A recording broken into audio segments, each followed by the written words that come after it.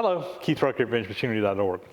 Well guys, I was on the road this whole past week and didn't really have much time to get into the shop or any time to get in the shop and do much, and came home with a little bit of a sinus infection. So just I've been taking it easy this weekend, which means I haven't gotten a lot done in the shop. But I did want to go ahead and put together a little odds and ends video for you. Got some stuff stacking up again, which is always a good thing. New things have come into the shop, and I know a lot of you guys like seeing this stuff. So anyway, we are going to go through some of these new items over here. So let's get going. So first item here comes from Jack Hoying, and Jack has been a regular for me. I've purchased several things from him over the years, as well as he's been kind enough to give me several nice items over the years. And he contacted me a week or two ago and said he had this nice chuck on number 5 Morse taper, and knowing that I had the big radial arm drill, that I could probably use it over there. So he gave me a really good deal on this. This is the Cushman chuck, and I see capacity is 3/16 to 3/4. Anyway, I'll make a nice little chuck to go over there on the big Carlton, and I've got a bigger chuck that fits that, but this one right here is probably more versatile and more in the range of what I'd use on a day-to-day basis. So, and he also threw in a couple of little odds and ends here as well, little decimal equivalent chart, and a couple of these, which are some little pocket calculators for Allen cap screws, and I need to play around with those and see exactly what all these things calculate. And then a pocket guide to geo measuring and dimensioning tolerances. So 1982 edition. I'm not exactly sure what this is even about, but he threw it in as well. So anyway, thank you, Jack.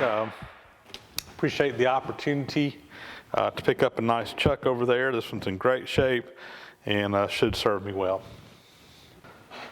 Next item here comes from Chris Colombo, and Chris is a regular viewer over on my channel, and we have had some conversations on Facebook and so forth over the years. And anyway, he recently actually purchased something from me, and throughout all that, he said, hey, go check out some stuff I have listed on eBay and see if there's anything on there you could use. And I saw this nice little vise, so he was kind enough to actually just send it to me as a gift.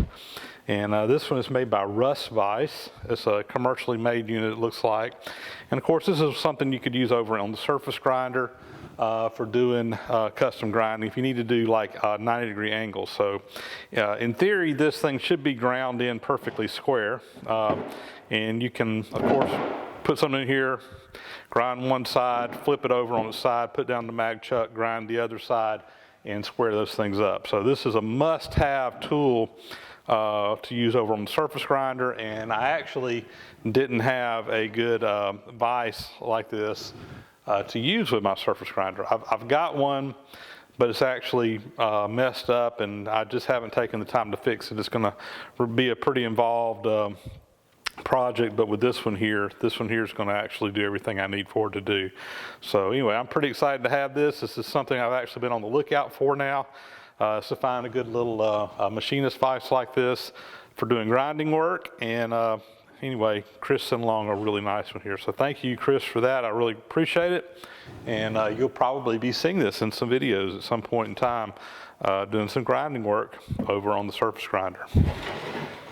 So next item here is a broken hand wheel that is on my bandsaw, my Kalamazoo bandsaw that I have been slowly working on restoring. And if anybody was watching that series sometime back, you know that this hand wheel was pretty much broken when I got it. I had all the pieces, and my plan was I was going to braze all this thing back together and basically put it back on the machine. Well, a couple of months ago when we had our little work day here and some guys came in and helped me clean up the drill presses, one of them that came in was Tom Kitchens, who lives down in Jacksonville, Florida. And Tom is actually a retired molder from the United States Navy. He was a chief in the Navy, did molding work and foundry work, and he's got a little YouTube channel where he does some of that type of stuff. He's got a little, backyard foundry type setup there. And Tom has actually been putting together some really good videos going into great detail on how to do a lot of the molding and casting stuff. You know, I'll tell you right now that they are detailed. And if you're really wanting to learn what you're doing, it's the kind of stuff you want to watch. But he wanted to see if he could recast this for me. Now he can only do aluminum, but he took this wheel back home with him and basically just kind of put it back together temporarily in using just some glue for all intent and purposes, and was able to mold this thing up and cast a new hand wheel. So this is the copy that he was able to make me out of aluminum. And of course, this is going to require some machine work to finish it up. But basically, he was able to cast a new hand wheel using the original hand wheel as a pattern, which is kind of neat. And like I said, he's got a couple of videos over there showing that process. And if you're interested in foundry work and want to learn, I'd encourage you to go take a look at his YouTube channel. He goes under the name Sandrammer, all one word. And it's got some really good stuff over there. So anyway, Tom, he sent this back to me. Looks pretty good. And like I said, I'm going to probably end up doing some more machining work to this at some point in the near future. And hopefully be able to get this back on that machine where we can start using it again. So anyway, Tom, thank you for your efforts. And thank you for the fine work here. And I learned a thing or two watching your YouTube videos as well. So all that's greatly appreciated. And we'll be hopefully working on this as a project coming up pretty soon. Thank you, Tom. Next item here that has come in is, as you can read, a biax scraper. And a little story about this. This actually came from Drew down in Florida. We'll just call him Drew. And Drew actually went to an estate sale and found a couple of these in the box, barely used biax power scrapers that he picked up at a very, very reasonable price. And he was kind enough to pass a deal along to me. Basically, I paid what he paid for it, and it was a good deal. I couldn't pass it up. But anyway, this is the BL10. So Biax makes these scrapers in a couple of different sizes, power scrapers. There's this one. This is what they call their light duty model. And it's, as the name implies, it's a little bit lighter to handle. If you're doing a lot of scraping, this is a nice size to have just because it's just easy to hold. They make a medium duty, which is probably the most common one out there, and then they make a real heavy duty one. Unless you're doing really heavy duty scraping, you probably don't need that one. But this one and the medium duty are kind of the two workhorses that most people use. Anyway, he gave me a really good deal on it. This thing had hardly been used at all.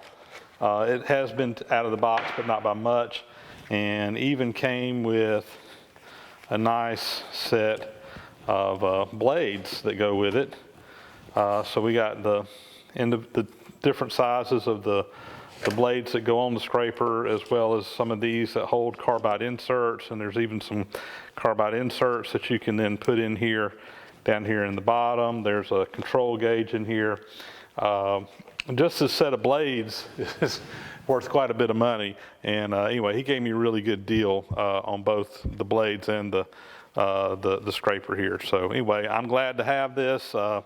This is definitely something that we'll be able to use in our scraping, and particularly if we do more scraping classes down the road, it's nice to have a couple of these in-house where Richard doesn't have to bring as much stuff with him when he comes. And then if I want to start doing some classes down the road on my own, I'm going to need some equipment to do that. So, you know, I'm hoping that we can use Richard to do these classes as long as possible, but at some point in time, he's probably going to retire, and at some point in time, you know, there's a possibility I may try to do some of that teaching myself down the road. Anyway, biax scraper. Thank you, Andrew, for sharing your good deal with me. He actually kept one for himself, and then was passed the second one that he found along to me. And like I said, he did me right on it. So anyway, thank you very much for that. I'm excited to have this in the shop, and we'll be using this down the road as well. So next one here is a pretty good sized little box, and this comes from Don Nigathan, who's up in Kansas, and he sent this to me I guess just because he said he wanted to find a home for it, and I don't know that I have a great need for this, but it'll be fun to play around with. So let's open up the box and see what's inside.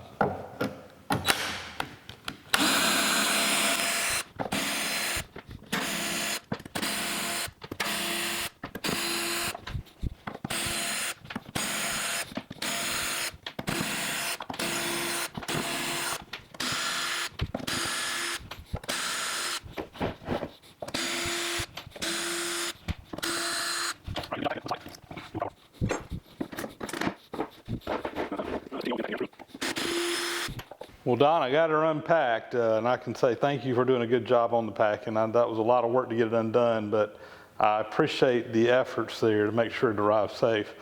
And what you see here is, of course, a little mini benchtop lathe. I believe that this one here, although it's been painted, was probably originally badged by Craftsman. There was Dunlap, there was a couple other names that it could have potentially have been under. I don't see a name on here. He had done some research and determined that it was made by the AA company, who sold stuff through Craftsman and Sears and so forth like that. So anyway, it looks like it's pretty much all here. We got some change gears. I don't know that it's got a whole set, but it's got a nice selection of change gears. You know, and I'll be the first one to say, you know, this probably isn't what I'd call a high precision lathe by any means, but you know, this is definitely something that somebody could have used in their garage or their basement or something, and gotten a job done. So anyway, it's got a cute little 4-jaw chuck on it that looks like it's in decent shape. I don't know what I'm going to do with this. He kind of sent it to me. He said, yeah, I know you don't really need this for a standpoint of having a machine to use in your shop, but he said it might look good up on a display or something like that. I've played around with it. It looks like it's in operating condition for the most part. It's got a few little issues. You know, at some point in time, I might play around with this thing and see if we can get it running, just to, again, more for a curiosity's sake than anything else. But anyway, another new tool for the shop. I don't know, we may have to get us a shelf back here on the wall to put this on where it can be seen. But anyway, I think it's kind of neat. I actually have a couple of other little mini tools that not lathes, but I got a couple of the little smaller versions of tools like this that would make an interesting display perhaps in the shop. So anyway, thanks a lot for sending it along. I think this will be fun to play around with. Well, there you go, guys. That'll wrap up this episode of Odds and Ends. I appreciate you guys for hanging in there and watching it. And as always, thank you everybody that sends stuff along. It's always fun to get a chance to play with some new tools and see some new things. And you just never know what's going to show up in the mail around here. But it's a lot of fun, and I greatly appreciate people that do that. And with that, we're going to sign off for this episode. We're going to got quite a few things planned over the next few weeks around here. I'm actually taking some time off of work between now and the end of the year, and I'm planning on getting some work done to the shop itself. And I got some pretty cool projects that we're going to be working on as well, so hopefully we'll have some good video content coming out for you over the next month or so. So anyway, thanks for watching, guys. As always, leave me a thumbs up. If you haven't already, please subscribe, leave some comments, and we'll talk to you later.